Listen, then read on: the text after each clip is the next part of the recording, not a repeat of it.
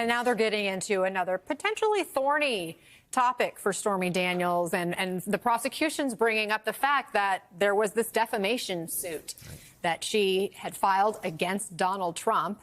And she lost this defamation suit, remember?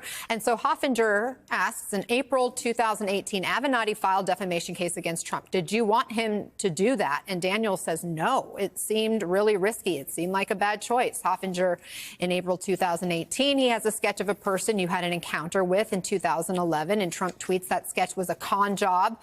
Hoffinger says in response to that sketch, did Mr. Trump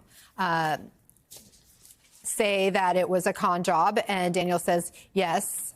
So they're continuing to talk now about that particular time period. I want to bring in David Cay Johnston. He's the author of the book, The Big Cheat, the founder of DCReport.org, and a Syracuse University College of Law professor and distinguished visiting lecturer.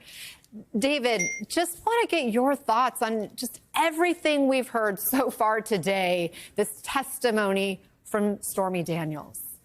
Well, first and foremost, let's not misunderstand the role of Stormy Daniels here in American politics. She is not a hero. There are a lot of people who've been wanting to hear her testimony. If she had spoken about this, we might not have had a Trump presidency, given the Billy Bush Access Hollywood tape. Similarly with Ms. McDonald, both of them took money to be silent. That doesn't make them in any way profiles in courage. Now, the prosecutors in this case, as you've been discussing with other witnesses, made a decision that they were going to get out stuff proactively about her, anticipating a tough cross-examination.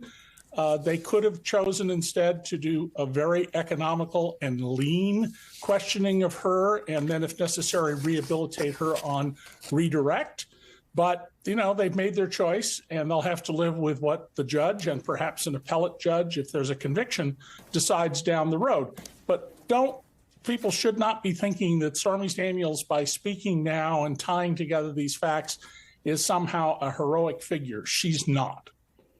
In the meantime, David, I want to ask you about something that happened outside of court, because Donald Trump obviously has expressed his frustration with this gag order in many ways and in many instances.